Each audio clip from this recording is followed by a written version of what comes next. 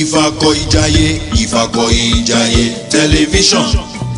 Ìfàkọ̀-ìjayé tẹlifíṣàn. Gbangba làṣàǹtà àwọ̀ kí ìlú mọ̀. Olúwa ló fi rán wa adé ọ̀kín òjò tẹ̀yẹkẹ́yẹ. Ìfàkọ̀-ìjayé tẹlifíṣàn.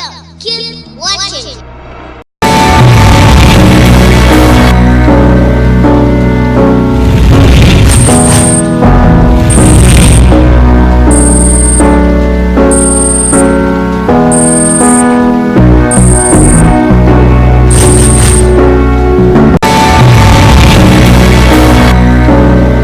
And deep commitment of the leadership of the Lagos State House of Assembly under the able leadership of Right Honourable Mudashiru Ajayi Obasa in ensuring that our people have meaningful representation through good laws that guarantees infrastructural development, the creation of more jobs, qualitative education for the benefit of all, affordable healthcare delivery system that ensures that the well-being of our people, the establishment of a security system that promotes safety of lives and property amongst others.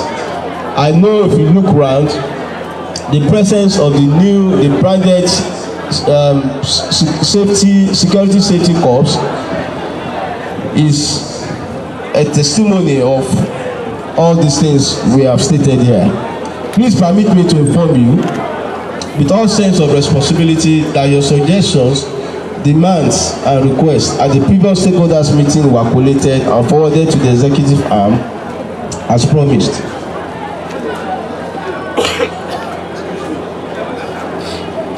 Please excuse me, don't mind my voice, I have cold. Live. Oh. Permit me to inform you with all sense of responsibility that your suggestions, demands and requests at the previous stakeholders meetings were collated and forwarded to the executive arm as promised and were received with enthusiasm by the governor, His Excellency Mr. Akinwumi Ambode. I'm also exceedingly delighted to inform you that most of the various infrastructural projects which are evident and visible across the local government stroke LCDA in the state are some of the outcome of the 2015 and 2016 meetings respectively. For the benefit of doubt, let me state some of most significant amongst the infrastructural projects.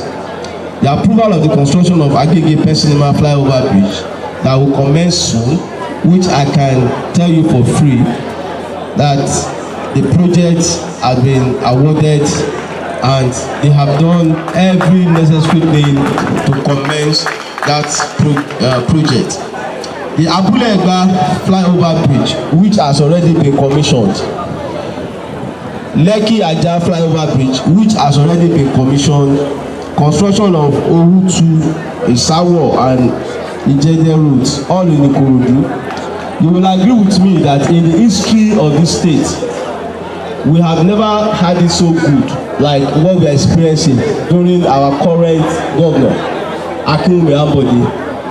I can remember when we were much younger, the military, for them to build Ikeja bridge, the bridge that you can see in Ikeja, it took them 1 year, a whole budget during the military. Now, within the space of how many years, we have seen 4-5 bridges springing up in Lagos State. I want us to appreciate His Excellency for that wonderful job that he's doing. There are other projects in the respective constituencies of the state. At this juncture, it is equally instructive for you to note that our achievements, which are being attested to both locally and internationally, may not have been possible if not for 3 significant factors. The first is the cordial and progressive working relationship between the legislature and the executive arm, and our shared vision, mission, passion and commitment towards development of the state. The second reason is the commitment of our great progressive party, All Progressive Congress, to the fulfillment of its manifestos and other campaign promises to transform our state and make life more meaningful to the people.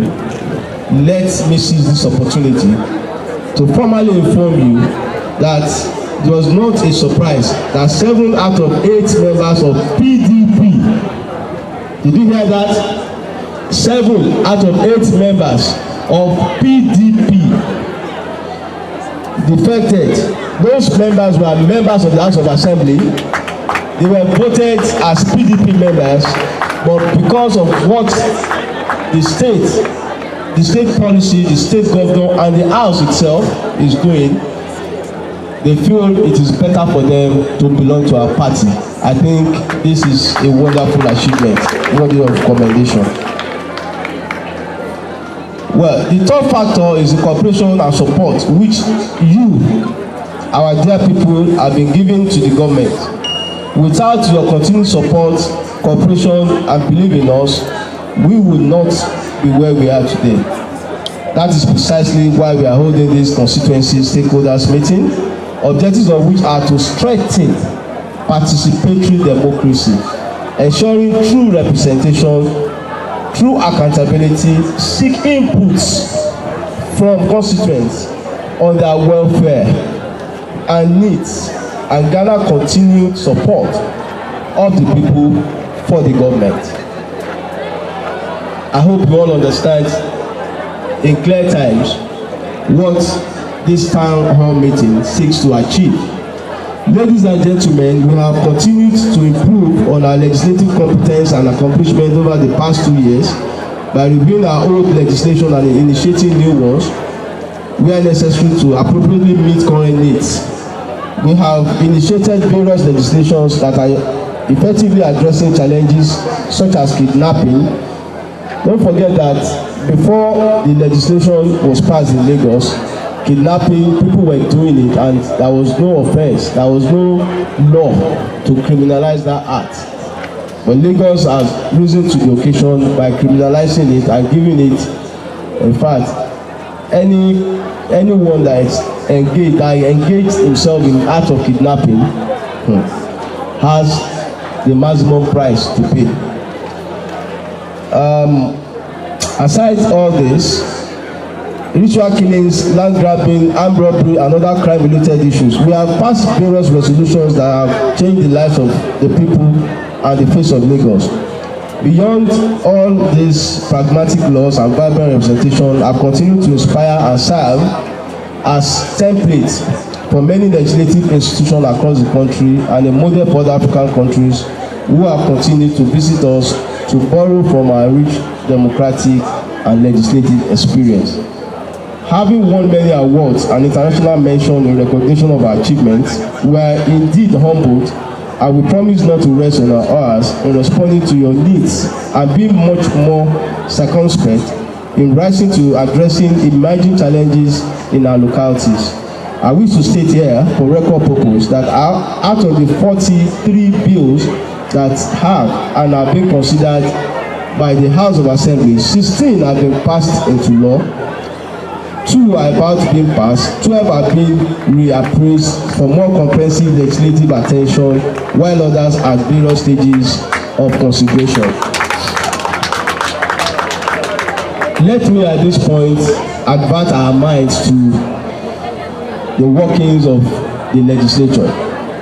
For any law that you see, you are expected to play your own role. You have an input. There's always a stage, a second reading, where stakeholders are being invited. Please, people of Ifakojaye, if there is any bill that is to be passed into law, take advantage of the opportunity. The moment the law is made, it's binding on all of you. You might be the one that will give us the best of ideas that will transform this state. I want you all, I'm challenging you and I'm charging you that you should contribute your quota as a good citizen of Ifakojaye. Ladies and gentlemen, in the area of mediation and disputes resolution, the House, through the activities of the standing and other committees, has continued to work tirelessly in attending to petitions bordering on matters of injustice, violation of human rights, and other areas of dispute. Our actions as Ombudsman in resolving many of the petitions have also helped in decongesting our courts and promoting reconciliation. In all, the 8th Assembly have received over 850 petitions and attended to over 600 of them conclusively. Please, I think we deserve a round of applause for that.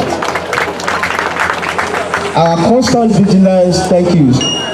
Our constant vigilance on the welfare of the citizenry has led to the passage of over 200 resolutions, a good number of which have been receiving government attention. Examples are the construction of the 114 roads in the local government and local council development areas of the state, relocation of the tank farm at Apapa, the provisions of alternative parking lots for petroleum tanker drivers at Apapa to ease traffic gridlock along Ikorodu Road, and many others. At this point, it is important to brief you about the ongoing process of further amending the 1999 Constitution of the Federal Republic of Nigeria, as amended by the National Assembly, which is aimed at reflecting our needs and aspirations to have a better society. A number of amendments were proposed, out of which 21 were approved for further consideration by the states, by the state assemblies. Some of the key areas being proposed for further amendment by Lagos State House of Assembly are state police, devolution of power, restructuring, among others. The pattern of voting on the issues of amendment at the National Assembly is hereby presented to you on a different page. We shall welcome your reaction to guide our pattern of voting on the subject matter as soon as they are finally transmitted to the House of Assembly. We will continue to keep you updated through our website and other social media platforms, and will continue to welcome your comments, advice, and suggestions. You can also visit the Assembly to watch our debates at your convenience or through our live streaming at www.lagoshouseofassembly.gov.ng or www.lagosstate-house-of-assembly.gov.ng/live. And info, you can send email to that, info@lagoshouseofassembly.gov.ng.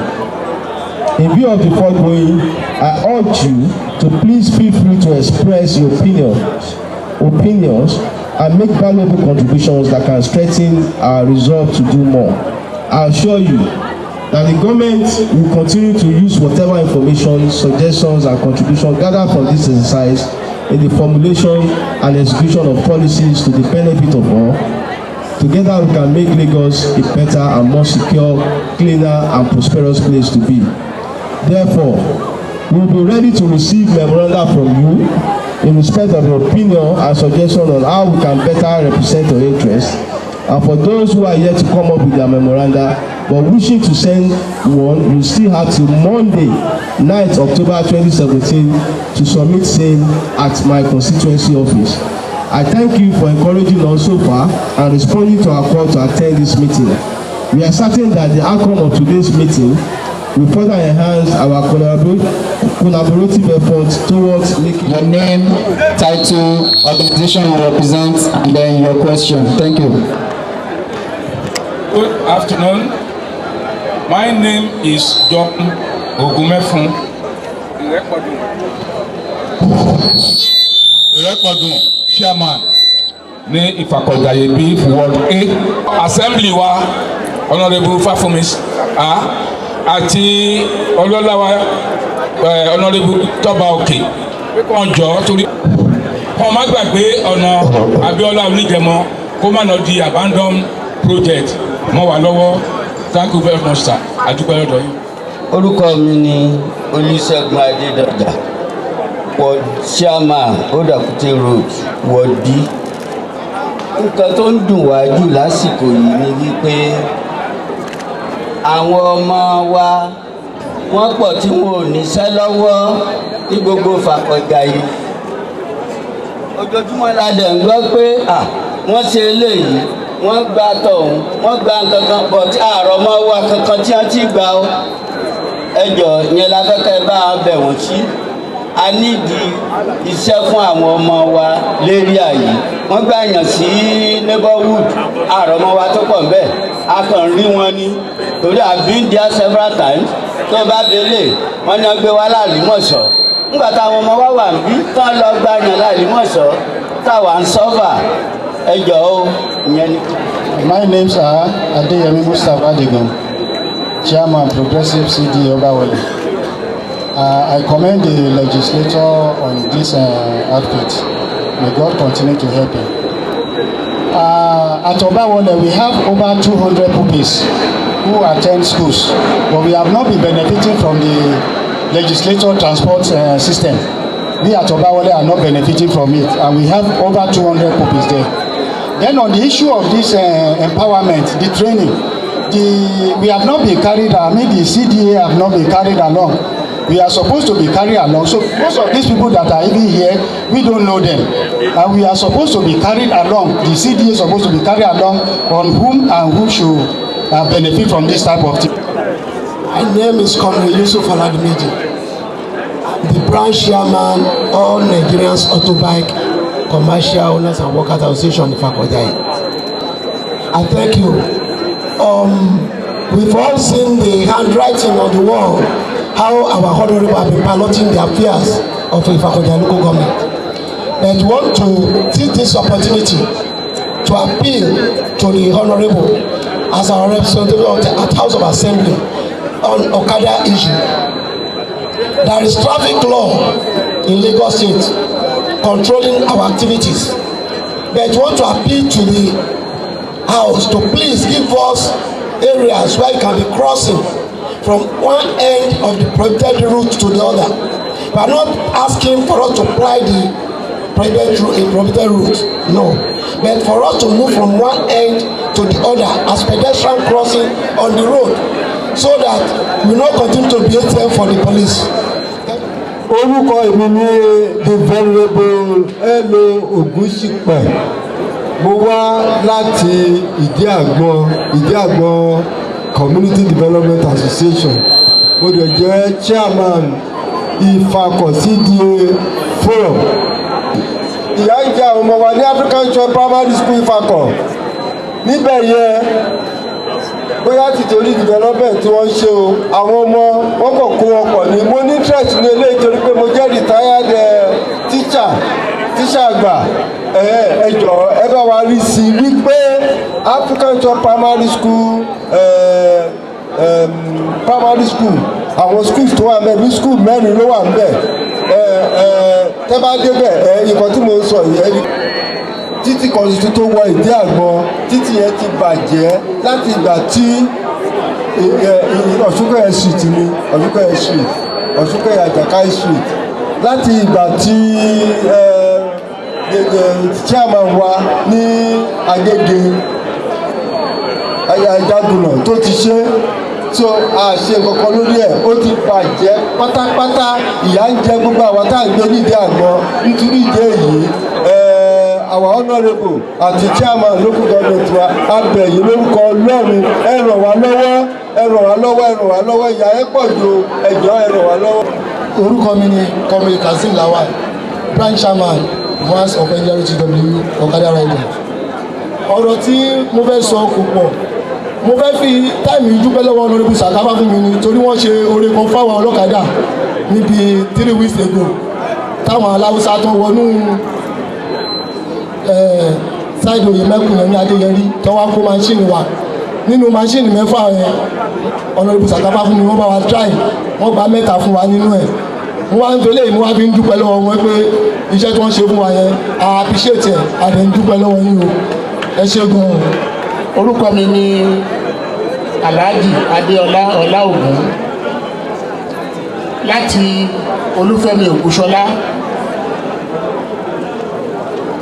Mo ṣe dárúkọ Olúfẹ́mi Ògúnṣọlá, mo rò pé Sàká fúnra rẹ̀ á ti mọ ìdí ẹ̀ tí wọ́n fi dúró. Ibẹ̀ yẹn àwọn tí wọ́n ti kú lórí ọ̀nà yẹn ó níye díẹ̀. Mo rò pé ọpẹ́lọpẹ́ Ọlọ́run, ọpẹ́lọpẹ́ council chairman kan tó kú, ó ti ẹ̀ gbé wọn ó gbé kèsì yẹn lọ sí court.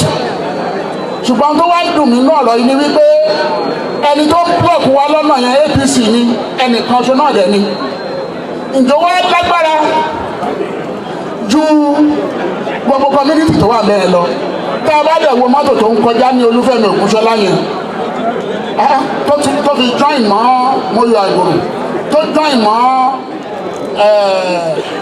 the other street tó wà níbi ẹ̀yìn ẹ̀ kó tó lọ sí Ìjàyè road kékeré kọ́ ẹni ò dàrú pé APC lè lùsì gbogbo orú àwọn community yẹn nítorí ẹnìkan ṣo wọ́n dẹ̀ ní wọ́n ti award 114 roads kan máa ṣe síbẹ̀síbẹ̀ náà ọkùnrin tó ti kọ̀wé pé kán stop ẹ̀ mo wá fẹ́ béèrè lọ́wọ́ àwọn tí ọ̀rọ̀ kàn wípé ǹjẹ́ ẹnìkan ṣoṣo ó lè dáṣẹ́ ìjọba dúró pẹ̀lú iye àwọn community kan wà lẹ́yìn tó ràn wá lọ́wọ́ lórí ọ̀rọ̀ yẹn.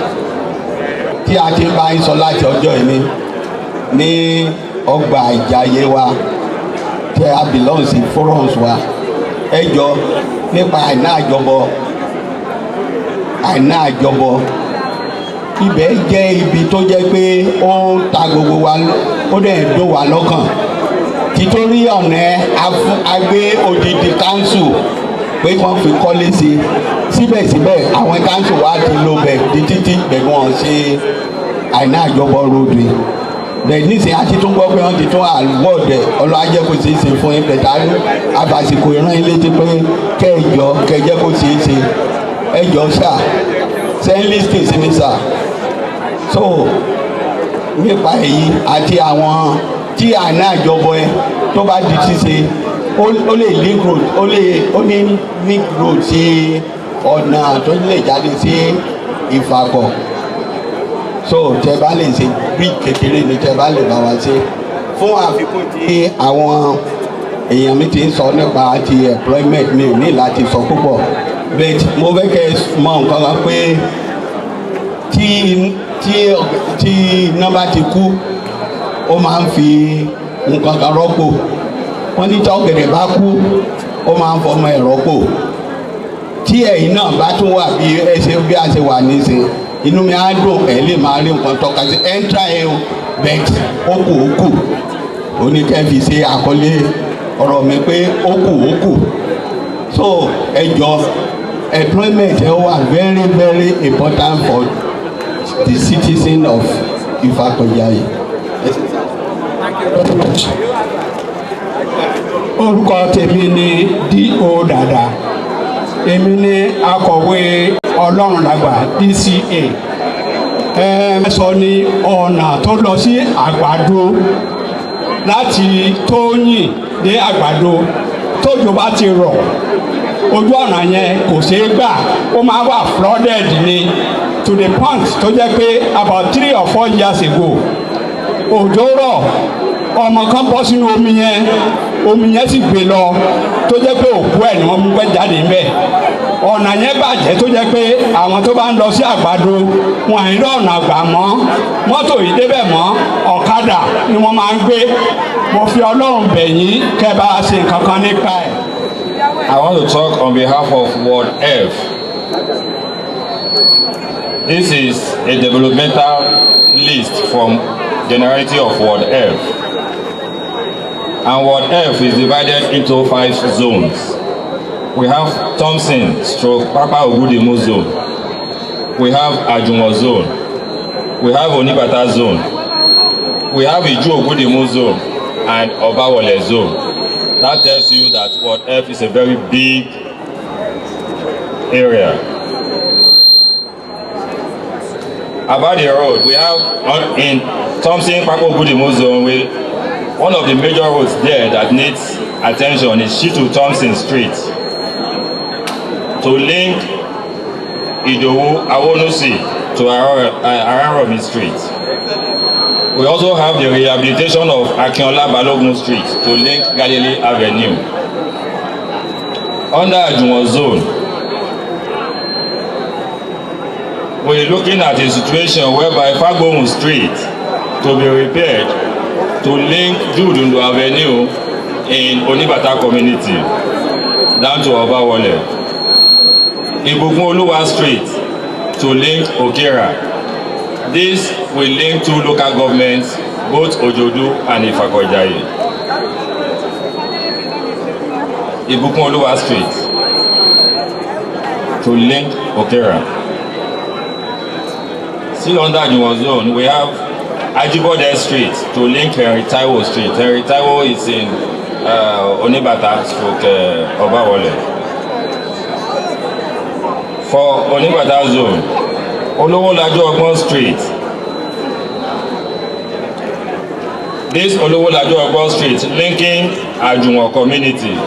We've been on it for years. Since the second tenure of our Honorable, but at a point Honorable have written a letter to this effect to the former state governor. Where's the state go-to? And the linkage of this road is going to solve a lot of problems around that area. Wà tí mo fẹ́ béèrè fún lọ́wọ́ wọn kọ́jọ kọ́dẹ̀ bá wa ṣe. Àwọn legislators wa wọ́n máa ń ṣòfin. Òfin yẹn dẹ̀ da. Òfin tó máa ń ṣe fún ààbò àwọn èèyàn wa ni.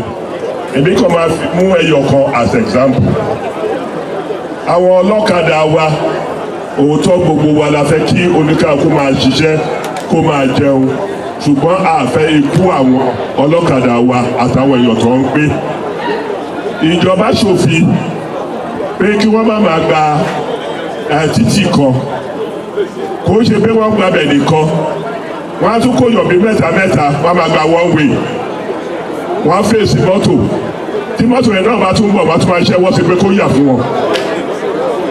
Ẹ jọ̀ọ́ tí ìjọba bá ṣòfin tí gómìnà dẹ̀ ti approve ẹ̀ kí ni ọ̀nà torí mo mọ̀ pé àwọn ọ̀yọ́ wa bí a ṣe máa ń ṣe agídí tó abẹ̀rù ìjọba kí ni àwọn ìjọba wa lè ṣe láti sọ. Ó ní ọ̀rọ̀ mini stadium wa yìí tí etí ṣe gómìnà wa àná tó bẹ̀rẹ̀ ibi tó gbé ibẹ̀ ló wà. Láti yẹ 2015 tí ó ti kúrò níbẹ̀ tí ọ̀gá wa Akínwùmí Àǹbọ̀dé dé a ti ṣe prógámù bíbà lẹ́ẹ̀mejì tó dẹ̀ ti wá bí ó rí ibi tó dé ó dẹ̀ rí ibi tó yẹ kó parí ó mọ ibi tó yẹ kó parí sí ẹ bá wa bẹ̀ wọ́n pé kí wọ́n bá parí stadium yìí tó bá parí ẹ̀ a lot of benefits ní Ìfàkọ̀jàyè máa derive from it. Àwọn ọmọ wa ò ní máa lọ sí other state for their activities tó bá jẹ́ pé wọ́n yẹ kó dúró ní Ìfàkọ̀jàyè á dúró ní Ìfàkọ̀jàyè ẹ jẹ́ wá bá a sọ fún pé kó wá bá wa parí ẹ̀ bó ṣe ń parí ẹ̀ gbogbo nǹkan tọ́lọ́run fẹ́ kó já ilé ayé ẹ̀ bó ṣe máa jẹ́ fún nìyẹn o ṣùgbọ́n kó wá ṣe tiwa ń bìbà kọ́ ló kó ṣe tiẹ̀ dáadáa. Kí n bẹ̀rẹ̀ sí máa dáhùn àwọn ìbéèrè ó dàbí ṣé òyìnbó ní ká padà sí àbí Yorùbá ní ká ṣe ọ̀la máa sọ méjèèjì pọ̀ ní o. The first question today has to do with Abiola Onijemo. Chief Ogumefun, I can tell you that I'm more concerned about Abiola Onijemo than any other person because it is our project, it is our baby. The people of Abiola Onijemo. Okay. The people of Abiola Onijemo, they have sacrificed a lot of things. Some houses have been demolished. Some fences are giving way. All in the name of having the bridge in place. The former governor was able to award the contract, but the contractor couldn't perform on the job. So the job was determined.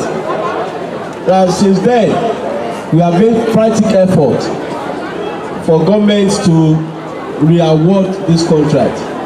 We will continue to push for it, but I can assure you that it is something that the governor, we have a listening governor. All he needs is to be convinced on the project, and I'm sure it will be done. I will echo it and I will tell him about this project. The second one that has to do with employment of the youth. Ladies and gentlemen, we have serious issue in Ipako Ijaye, especially in the area of employment of the youth. I agree with you that most of the employment at the state level, you usually see the state level as one body. It is a body. But when you talk of Lagos State, the state governor himself is interested in all the 20 local government and 57 LCDA. Know that for sure. The governor himself, the deputy governor is interested in the 20 local government and the 37 LCDA.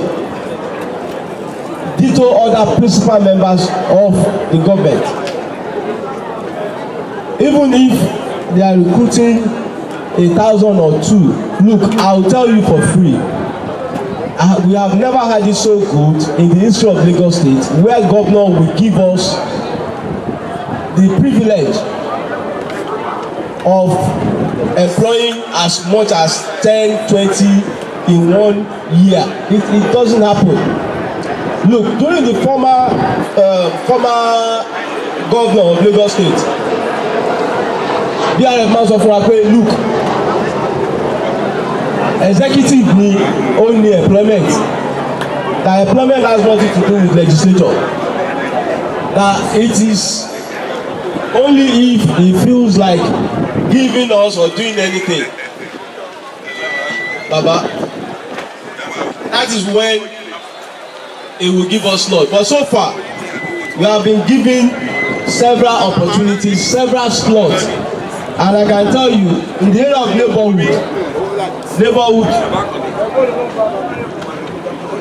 please, now in the area of neighborhood, about 10 are about now, they are going to absorb them any moment from now, and we have already had 2. We have 1 last month, and teachers, 2 teachers. Look, this is aside the number of people that will come in through the Cleaner Lagos initiative. It is not as if people of Ipako Ijaye, it's not as if they are not benefiting. I have opportunity of even, introducing some to gain employment. But one of them, look, when I requested for the grade, he made a 3rd class. How do I defend that? Or just ordinary pass? If you have a bad grade, it will be very difficult for your honorable to push you. I won't say because it's from so person and I have a 2-1 or a 1st class or a 2-2, and I will say I want to push or advance the case of a 3rd class. As parents, let us drum it into the ears of our children. Those who are still in the university, don't go to school and play. If you graduate with a 3rd class, it's a competitive world. You have nothing to do. Gone are those days where the likes of Galifa will be made so much money after making 3rd class. Go and make 3rd class now. To get job now, you will know how difficult it is.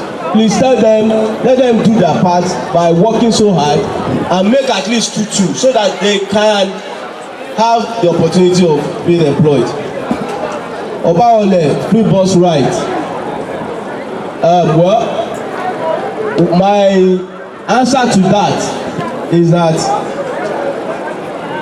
Obawole is not a straight available. Now, Barrister Adebobu said something which is very, very germane. Where we are, the stadium, the mini stadium. Everybody wants the Ipako Ijaye Stadium to come alive. And by the grace of God, come next year, this stadium will come alive.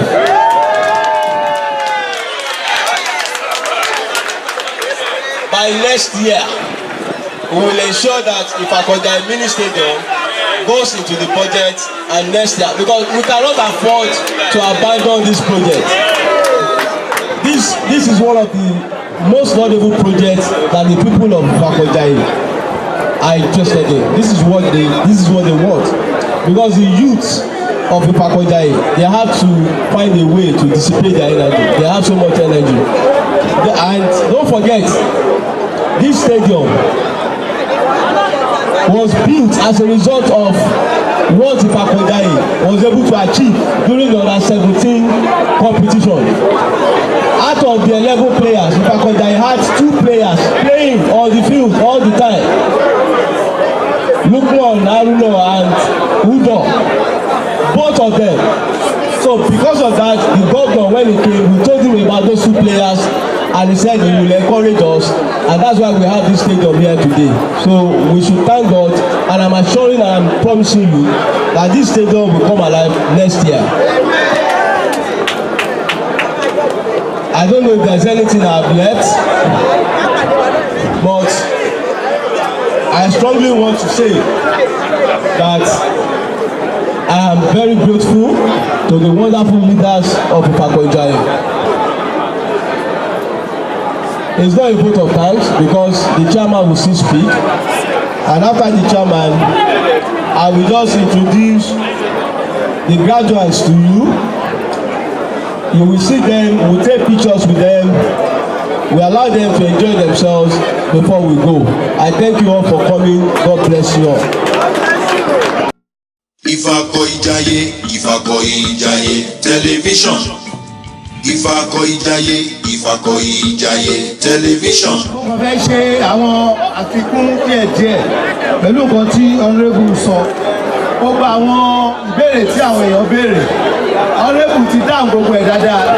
Mo fẹ́ ṣe àwọn àfikún díẹ̀.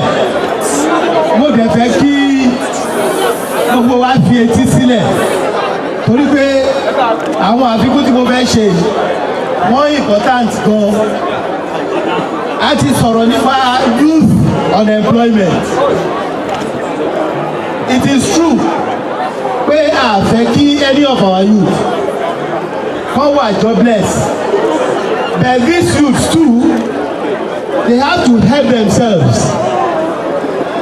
Lagos State Governor, our amiable governor, nígbà tí wọ́n campaign, he said that he's going to make efforts towards banishing unemployment from Lagos State.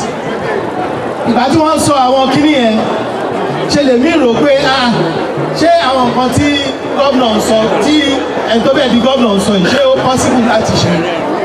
Bẹ̀tìgbà tó wọlé, wọ́n bẹ̀rẹ̀ Lagos State Trust Employment Lagos State Employment Trust Fund. Ó ṣe kọ́ bẹ̀rẹ̀ lásán, wọ́n allocate 25 billion naira sí project yẹn. Wọ́n ní because kí àwọn ọ̀dọ́ wa torí pé white collar jobs kò sí ìgboro, bẹ́ẹ̀ kí àwọn ọ̀dọ́ wa kí wọ́n kọ́ bí wọ́n ṣe máa dá iṣẹ́ sílẹ̀ fúnra wọn. Àwọn kọ̀ọ̀kan ni wọ́n lọ tó ń gba owó tí wọ́n lè fi dá iṣẹ́ ara wọn sílẹ̀. Eléyìí ó rọrùn nípa máa wáṣẹ́ káàkiri lọ. Ẹ̀tún kan tá a rí nífàkọ̀jàyè àti sátìbàdẹ́mi ti wọlé ni pé some of our youth are yet to take advantage of this great opportunity. Àwọn èèyàn dẹ̀ ń gbowó yẹn ní bí ọ̀sẹ̀ méjì sẹ́yìn. Àwọn tí wọ́n wà in charge fund yẹn nífàkọ̀jàyè ṣe ni wọ́n wá sí ọ́fíìsì mi tí wọ́n wá ń bẹ̀ mí wípé ká bẹ àwọn èèyàn wa, àwọn youth wa tí wọ́n ò níṣẹ́ lọ́wọ́, àwọn màmá wa tí wọ́n ń ṣòwò àbẹ́ni tó fẹ́ ṣẹ̀ṣẹ̀ dá business sílẹ̀ wípé kí wọ́n apply fún owó tí wọ́n lè fi ṣiṣẹ́. Mọ́mì wa ìyálọ́jà general of Ifakojaye wọ́n wà lọ́fíìsì mi nígbà táwọn pípù yẹn wá, wọ́n wà pẹ̀lú mi táwọn pípù yẹn wọ́n fi fọ́ọ̀mù bẹ̀bẹ̀ ni. Náà mo wá sọ kíní kan fún wọn pé ìgbà tí àwa ń campaign ṣé ní àwọn kan sọ fún wa pé àwọn apply pé bẹ́ẹ̀ tí wọ́n ti dá wọn lóhùn. Mo ní mo dẹ̀ sọ fún wọn pé tí wọ́n bá ti dá wọn lóhùn, ó láti jẹ́ pé bóyá wọ́n ṣe mistake nígbà tí wọ́n fi fọ́ọ̀mù so tí a bá rí ẹni tó ti fill form Lagos State Employment Trust Fund tí wọn ò tí ì dá lóhùn ẹ jẹ́ kó mú photocopy form yẹn wá kí n rí àgá ìdú wọn mistake tó bá wà bẹ́ẹ̀ a tún ní forms míì tán lè fill so wọ́n á fill forms tuntun owó ìyàwó èèyàn gbà vice chairman ló sọ fún mi pé ní tẹ́wọ̀n bá wọ Old Akute road ọ̀gbẹ́ni kan tó ń ṣe club lọ́wọ́ òsì báyìí 5 million naira ló gbà ẹni yóò ń ṣọmọ Yorùbá bet ó gbé Ìfàkọ̀jàyè ó pa 5 million so kì í ṣe pé àwọn èèyàn rí owó yẹn gbà so àwọn youth wa gbó tó bá di time tá a máa ṣe Ìfàkọ̀jàyè community day yẹn a máa ṣe youth summit mo ti lọ bank of industry àwọn yẹn náà wọ́n ní formed tí wọ́n lè fi assist àwọn youth wa so kí àwọn youth wa bẹ̀rẹ̀ sí orí pa irú business wo àwọn lè ṣe so wọ́n má di pé àṣẹwọ́n máa dúró ìgbà tí slot bá dé àwọn bàbá wa ń sọ̀rọ̀ wọ́n sọ̀rọ̀ lẹ́kọ̀ọ́ pé èyí tí local government service commission tó publish 500 vacancies àbí 500 slots wọ́n sọ pé wà àwọn tó apply fún tó 500,000 so ìyẹn ò ṣe nǹkan téèyàn lè dúró dè but kí àwọn youth wa kí wọ́n ready láti ro orí wọn pé irú business wo ni mo lè ṣe àǹfààní wà fún wọn láti rí owó tó máa fi ṣe ìyẹn nípa ti ọ̀rọ̀ unemployment lórí ọ̀rọ̀ roads development èyí tó jẹ́ ti local government a máa try agbára wa àwọn kan wà tá à ń ṣe lọ sí tó kúrò a ti padà síbẹ̀ láti complete àwọn yẹn láti wá máa lọ káàkiri ní ọ̀rọ̀ world f tí Mr. Jude ń dọ́jú wọn sọ lẹ́ẹ̀kan àwọn ọ̀nà tó link Ìfàkọ̀jàyè pẹ̀lú Òjòdú mẹ́rin ni a rí mẹ́rin náà identify father campaign méjì nínú ẹ̀ èmi àti chairman Òjòdú local LCDA a ti ṣiṣẹ́ lórí ẹ̀ a ti ṣe picture àti take pictures a dẹ̀ ti send letter sí gómìnà so èmi àti honourable Wambi àti honourable Òjòdú àti chairman Òjòdú à ń ṣe meeting lórí ẹ̀ so that wọ́n lè bá a fi sí next budget then lórí ọ̀rọ̀ àwọn ọlọ́kadà àti sọ títí ọ̀rẹ́ mi ni wọ́n o comrade yẹn ọ̀rẹ́ mi ni ṣùgbọ́n àwọn èèyàn wọ́n rúfin mẹ́mọ́ àṣọ yín èyí chairman sọ yẹn ó ti sọ fún ọ́dìlì àwọn náà ń gbowó lọ́wọ́ wọn tó bá ti mú wọn tó bá gba owó wẹ̀ àwọn ọlọ́pàá náà máa gbowó lọ́wọ́ wọn and we are going to put a stop to that àmà tó bá ti arrest ẹni tó bá ti gba one way I have told them several times àkàntì fi action sí ni bẹ́ẹ̀ láti sìn a máa fi action sí torí wọ́n yẹ gba one way yẹn wọ́n kọlu àwọn èèyàn ẹlòmíì gba bẹ̀ kú ẹlòmíì gba bẹ̀ kan lẹ́sẹ̀ and local government wa a fẹ́ law and order so implementation law yẹn òun ló kù and àwọn tó lè bá wa enforce ẹ̀ àwọn ọlọ́pàá ni but wọ́n ti gbé DPO tuntun wá so àdẹ̀tí sọ̀rọ̀ lórí ẹ̀ ṣe lá máa bẹ̀rẹ̀ sí arrest ọ̀ kò ní sí one way mọ̀ tó náà ọlọ́kadà ní kọlu èèyàn mọ́. well lórí ọ̀rọ̀ Abattoir Honorable ti sọ nǹkan tí a máa ṣe as a community wọ́n sọ nǹkan tí a máa ṣe but addition tẹ́mi fẹ́ sọ sí i pé kí CDC bàbá wa sà kí CDC kọ lẹ́tà tí wọ́n lọ́tọ̀ lórí ọ̀rọ̀ Abattoir sí House of Assembly kí àwọn bàbá wa àwọn ọba aláyé wa káwọn náà kọ sí wọn kí segment kọ̀ọ̀kan bẹ́ẹ̀ yẹn kí pàtì náà kí wọ́n kọ́ because ó pẹ́ tí àwọn èèyàn wa ti ń tẹnu mọ́ a ní Ìfàkọ̀jàyè APC la máa ń support all the time and support governor wa 24 hours àdẹ̀kí governor wa kó padà ẹ̀kẹ́nìtì tó bá máa mú ìkùnsínú àbírẹ̀wẹ̀sì báyìí lọ àwọn èèyàn wa àfẹ́ so ECDC kọ lẹ́tà sí House of Assembly àwa máa kọ tiwa táwọn bàbá wa ọba aláyé náà kọ́ kọ tiwọn kí pátì náà kọ wípé àwọn notice nǹkan báyìí wọ́n bá wa correct ẹ̀ tí a bá gbé gbogbo àwọn ìgbésẹ̀ yìí oṣù ọ̀hún pé àwọn House of Assembly Lagos State mo follow activities gbogbo house of assembly gbogbo Nigeria house of assembly Lagos state wọ́n stand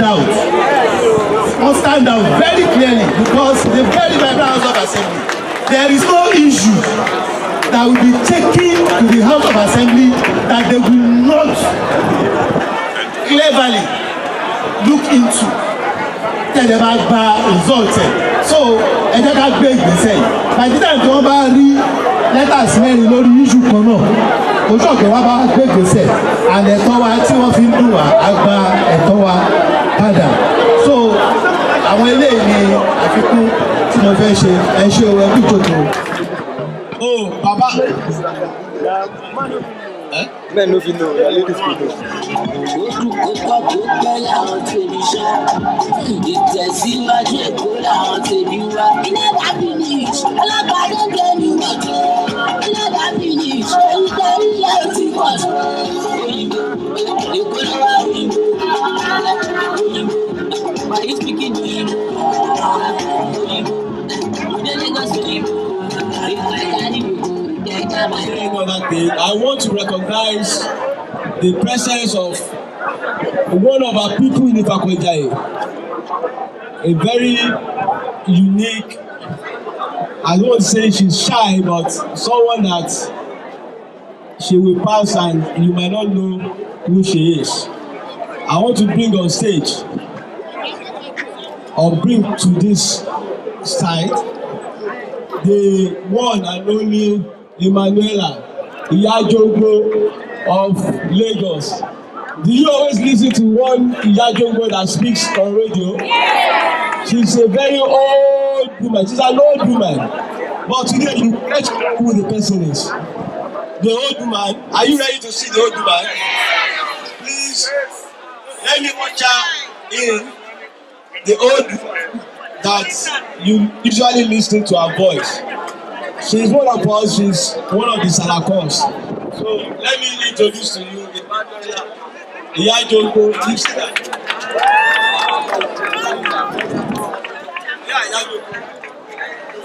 Hello everybody. Good afternoon. Wetin happen na why you dey pull like colonial time like this? This one too much abi? E too much? Don't worry, you go comot now. Good afternoon, everybody. My name is Emmanuela Pobeni Adepoju, but on radio, everybody knows me as Jogbo Bioro. OBB, Olori Okobamba. Another one say come fight it. Thank you very much. Thank you for that. Right away. I don't know how to open this, so you might have to help yourself.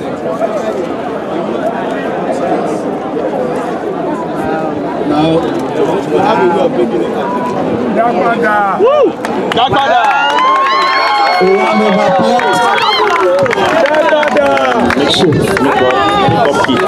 ẹ jọ̀ọ́ ẹ jẹ́ ká sún sẹ́yìn káwa tó kí everybody lè rí nǹkan tó ń ṣẹlẹ̀ ẹ jọ̀ọ́ ẹ jẹ́ ká sún sẹ́yìn ká lè rí nǹkan tó ń ṣẹlẹ̀. So this is what each and every one of you, this is what you are taking. It's for you. What we want is for you to start your business every weekend. You can't keep your chairman waiting. Just take this. Congratulations. Have a handshake. Have a handshake.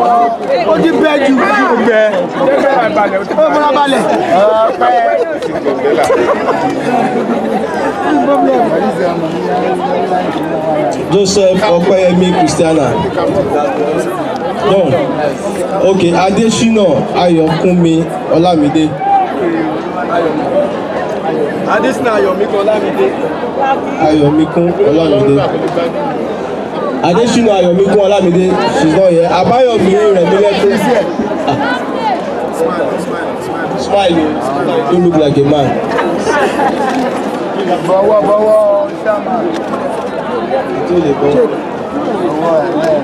Make sure to do this thing. Echo, where do you live? Where? Elliot. You are qualified. Congratulations. Look at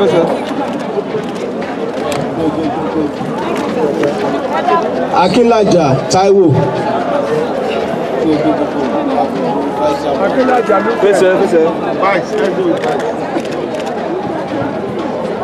ṣé kò ní Shakirat? Oya, vice. You are not smiling. Smile. Smile. Face here, face here, face here. Step up. Smile. Congrats. Cletus Anuoluwapo. Congratulations.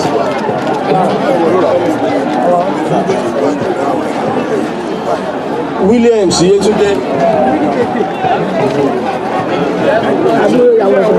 Where do you live?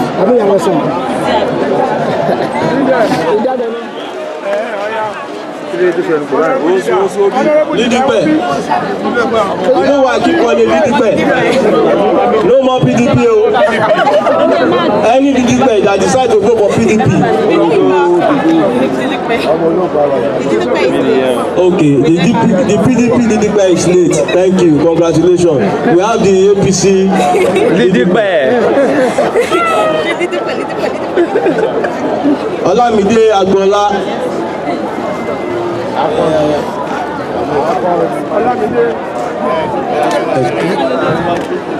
Yeah. Thank you. Adesola Olúbùnmi.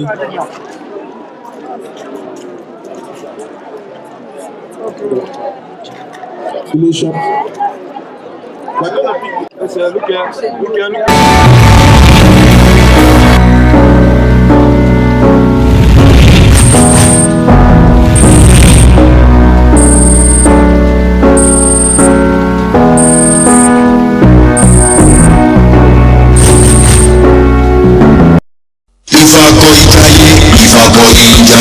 Television. Ìfàkọ̀ìjàyè television. Gbangba làṣàǹtà àwọ̀ ìlú mọ̀. Olúwa ló fi rán wa adé ọ̀kí ọjọ́ kẹyẹkẹyẹ. Ìfàkọ̀ìjàyè television. Keep